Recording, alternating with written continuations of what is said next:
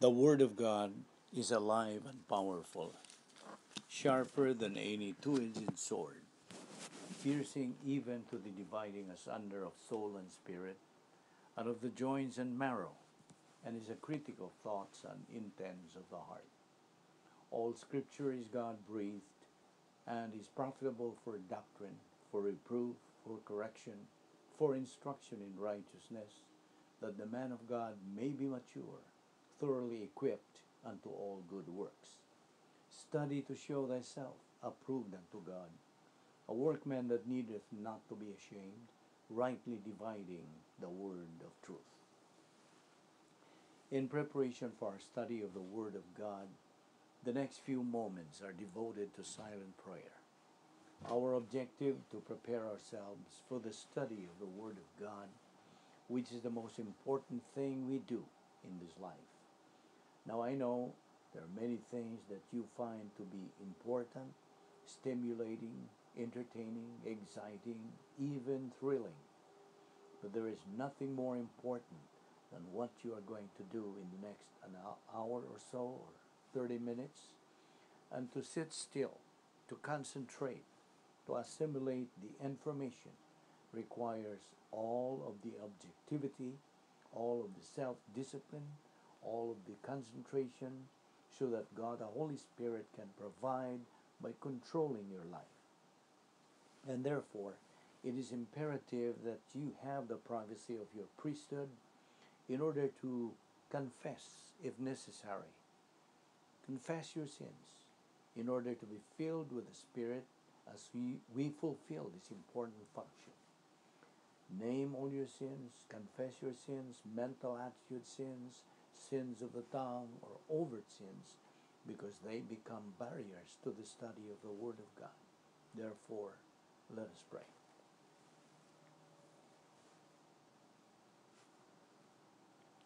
Let us pray. Because we belong to the Heavenly Father, we have the right and the privilege of fulfilling our priesthood by listening to the teaching of the Word of God.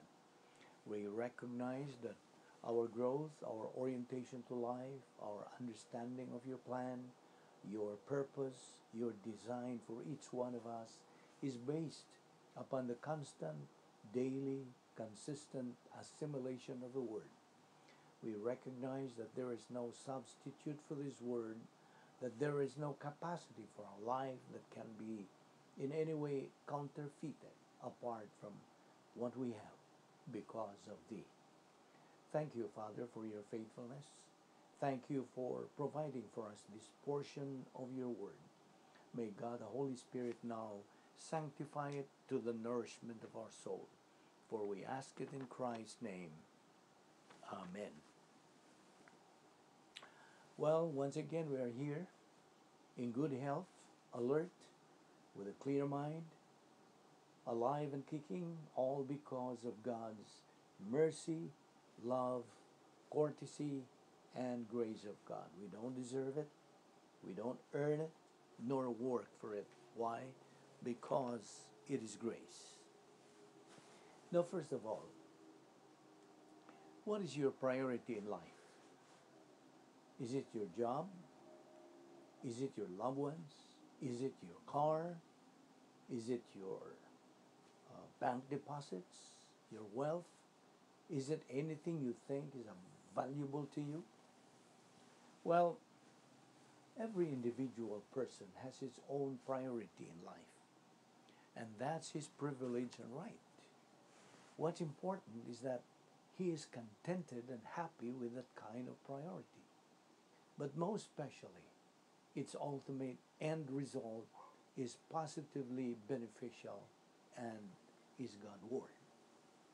It cannot be denied that a lot of people nowadays have wrong priorities in life. But why? Is it because of several factors? One is his environment, and one that gives him considerable experiences in life. For me, it is his influence surrounding him that greatly affects his life. One very striking thing on this particular matter is the fact that people, instead of making God their priority, they change God to gold as their priority. Yes, it's true that gold, which stands for money, as our source for living, is legitimate. There's nothing bad, nothing wrong with money, and in fact, money is grace, which God gives us in order to be able to survive. But what we should look into and take into consideration is this: money is not the root of evil. It is the love of money that is the root of all evil. The emphasis in the modern world, it cannot be denied, is money, money, and money. That's the priority of a large number of people in this world today. And that priority is wrong. Why wrong? It is wrong because instead of making God as our priority, it is already gold, gold, gold, which means money, money, money. We should not forget the principle in the Word of God. The Bible says that man is a product of his own decision. And because man decides to make gold or money as his priority in life, then, as the adage says, money is not the root of all evil, it is the love of money. Therefore, evil comes when our priority is wrong. And whatever happens to us or what we are is a product of our decision. God is not to blame, but ourselves. Then, after you have believed and accepted Christ as Lord and Savior, God tells us to study His Word, the Bible, where we can find His promises that never fails, and in fact, He has 7,000 promises for every believer in Christ to hold on.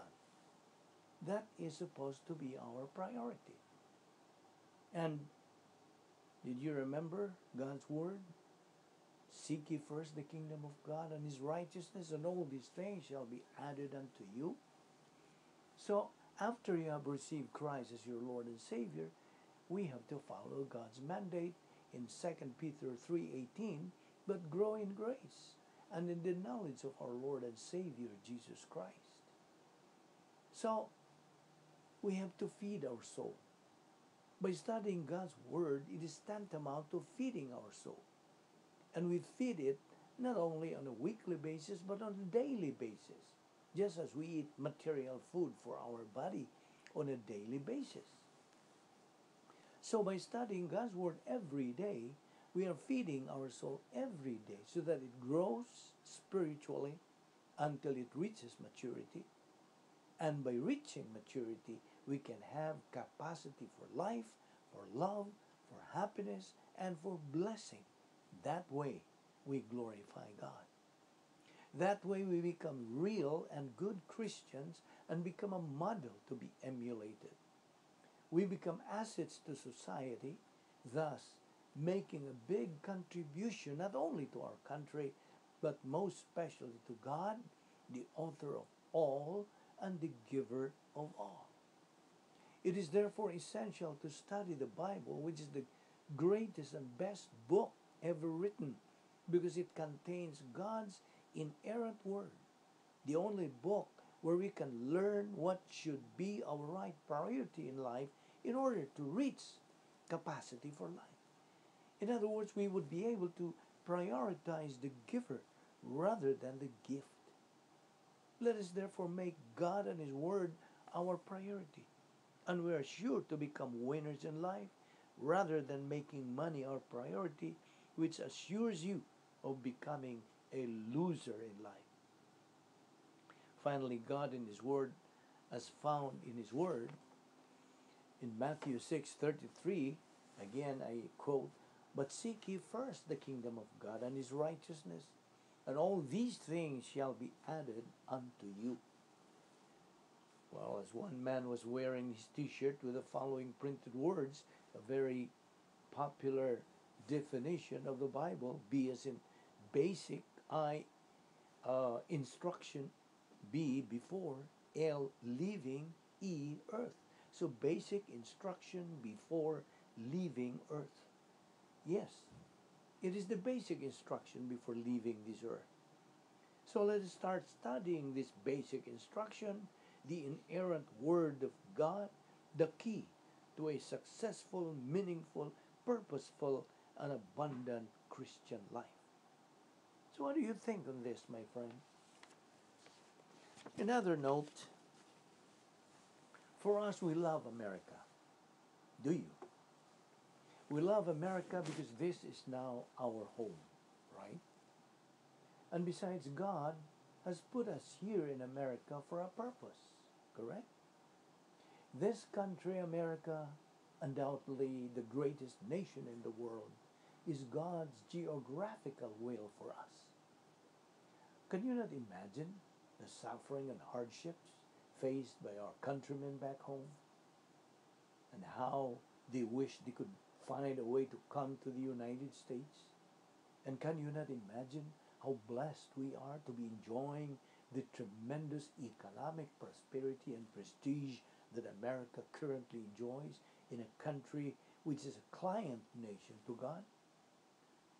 You see, life without America, therefore, would be a radical change because of what I just said, the tremendous economic prosperity and prestige of America. However, as we keep going in our spiritual life, we need some absolutes, anchors of the soul, those things that do not change in our lives. Is there anything that never ever changes? Absolutely. Now, what are the things that never change? Well, number one, God's character. God's character will never ever change. Malachi 3:6 says, I, the Lord, do not change. The immutability of God is an island of stability. It is a reality that guarantees that no matter what happens this year and next year and in the years to come, God's grace will be available to provide for our needs. God's unchanging love is always available even during the worst changes in history. Jeremiah 31:3 says, I have loved you with an everlasting love. Number two, God's word will never ever change. Isaiah 40 verse 8 says, the grass withereth and the flowers fadeth, but the word of our God shall stand forever. You see, the Bible is timeless. Besides timeless, it's enduring and eternal. That means the doctrines, the reproofs, the corrections, the instructions and promises that we will need to live this year and the years to come will be available as an island of stability. The Bible continues to be the most published and distributed book on this planet. The book has been more criticized, more judged, more ridiculed, more banned, more burned than the Bible. And yet, it is still available and will be as fresh and relevant at all times as it has been in the last 2 millenniums. Number three, God's purpose for our lives will never ever change. Psalm 33:11 says, His plans endure forever. His purposes last eternally. God knew we would be born in the previous century. God knows exactly the circumstances and changes that will take place in our lifetime, correct? And God designed a purpose for our lives before we were born. He will provide the teachers, the spiritual gifts, the passion, the abilities, the personality, the experiences, and the logistics necessary to fulfill this purpose. This will be an island of stability at all times for every believer. Now, question. Can we miss God's purpose for our lives?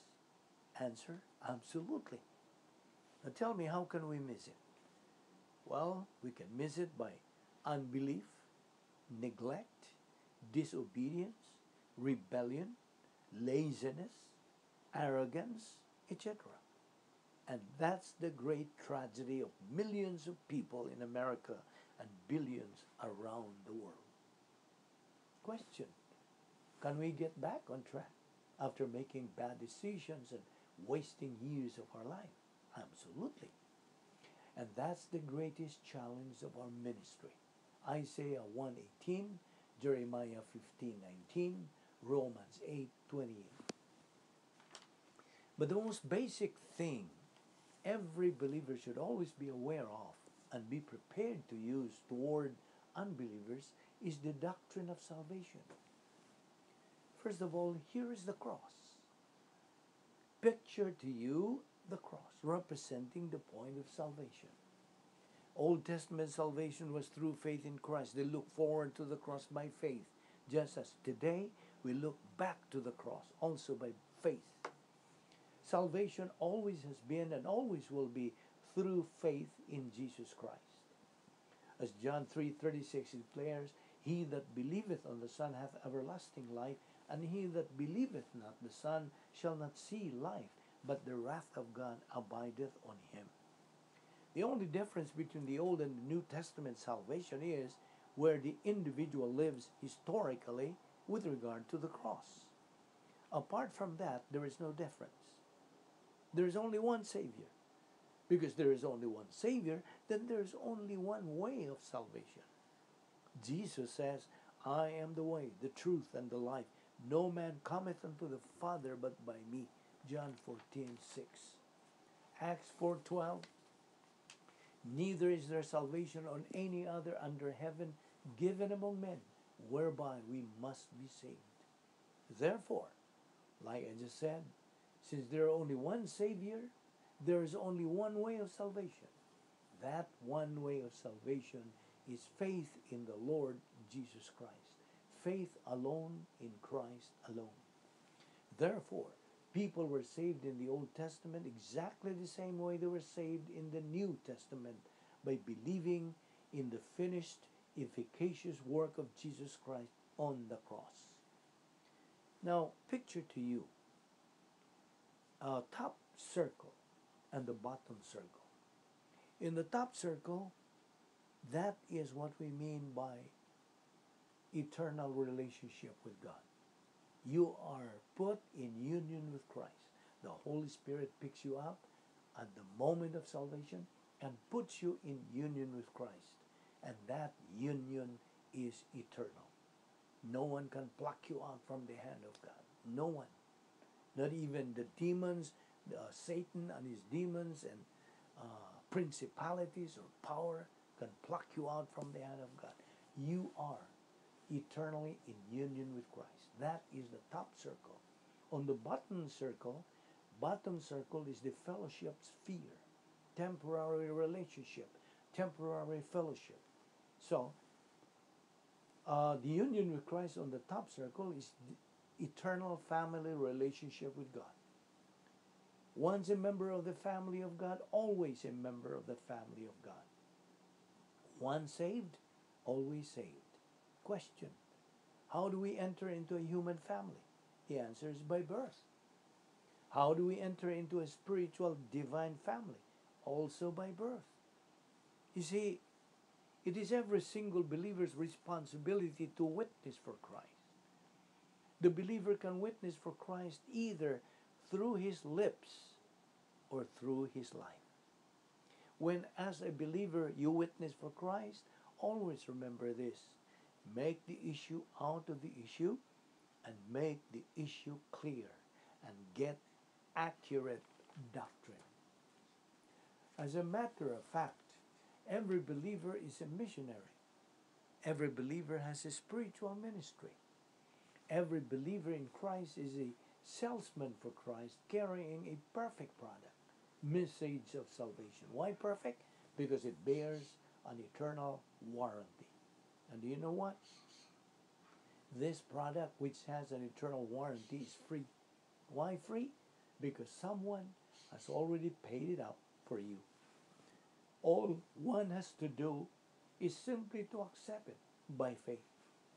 You see, in spiritual death, the divine solution is only by faith in Christ alone. Anything added to faith is a human solution, and salvation is not yours. Do you know why? Because faith accompanied by human works is invalid. The only valid faith is faith without works. Did you hear me right? The only valid faith is faith without works. You can have tons of religion without 1 ounce of salvation. If we could only earn our salvation, Christ would not have died to provide it. Salvation is a gift to be received, not a goal to be achieved. No one is so good that he can save himself. No one is so bad that God cannot save him. Faith plus lordship salvation, faith plus commitment, faith plus anything negates salvation. We are saved by grace through faith, not of works, lest anyone should boast. Ephesians 2:8. So believe on the Lord Jesus Christ and thou shalt be saved. Acts 16:31. At the moment of salvation, God takes over and provides the believer 39 irrevocable things plus one. That plus one is the filling of the Spirit. That is spirituality. Man has his own breaking point in life. And all people are going to check out from this world in due time. Because God's timing is what? Perfect. Respect man's volition, whether he accepts or rejects salvation. That's his option. But he is answerable, accountable, and responsible for every decision he makes. So don't ever try to control other people's free will, because you can't. If you do, you're just wasting your time. The function of human volition is a divine design. This divine design is to appropriate what God commands and to reject what God prohibits. Rejection of Christ as Lord and Savior is a maladjustment to the justice of God. Because actually there are 3 adjustments that man has to make with God. First is salvation adjustment to the justice of God. Number 2, rebound or confession adjustment to the justice of God. And number 3, maturity adjustment to the justice of God. Now, there are 10 conditions of or requirements of salvation. Number 1, possession of human life, Genesis 1:26 to 27. Number 2, spiritual death of entire race, Romans 5:12. Number 3, God consciousness, Romans 1:18 to 20, Psalm 19:1 to 6.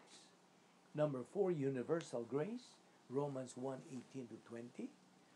Number 5, positive volition towards God consciousness, John 7:17, Jeremiah 29:13.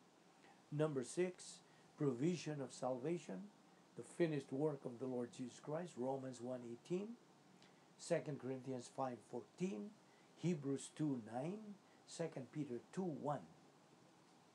Number 7, knowledge of the gospel, Romans 10:14, 2 Corinthians 4:3 and 4, 2 Corinthians 5:14 to 21. Number 8, common grace, John 16:8 to 11. 6, sins against the Holy Spirit. 4, committed by believers. 2, committed by unbelievers. Committed by unbelievers, number 1, blasphemy of the Holy Spirit. Number 2, resisting the Holy Spirit in 2 Thessalonians 2:10. Number 9, positive volition towards the gospel, Acts 2:38, Matthew 9:9 to 13. And number 10, faith in Christ, Acts 20:21, Galatians 3:26, Acts 16:31. Now get this. God is not willing that anyone should perish, but that all should come to repentance. 2 Peter 3:9. And in 1 Timothy 2:4, God wants all men to be saved and to come to a knowledge of the truth. Now here are the doctrine of heathenism. Number 1, the character of God. It is impossible for God to be unfair. He cannot violate the design of his plan. He cannot violate the nature, the integrity of his character. Number 2, the unlimited redemption. salvation is provided for all members of the human race. Romans 5:6-8, 1 Timothy 2:6, Hebrews 2:9. Number 3, the declared will of God. 1 Timothy 2:4, 2 Peter 3:9, John 6:40. Number 4, geographical location. God will provide gospel information. John 7:17, Jeremiah 29:13. And number 5, heathens are heathens, not because they don't know God exists, but because they are fully cognizant of the existence of God. Now, as believers, here are some tips for you to follow in order to continue in your study of the Word of God if you want to reach or attain spiritual maturity. Now, you must discipline yourself to study and apply God's Word daily under the ministry of your very own pastor if you ever hope to grow up and glorify God in your lifetime. There is no shortcut. Now, how do you do it? You might ask. Well, let's go over the requirements step by step. Step 1, get a Bible. You have to have a Bible. Just as a football player has to have a playbook. Now, a freshman must be ready to play football or or baseball, or basketball. You have to have a playbook and learn this place. The Christian must also learn, and a Bible is the required book.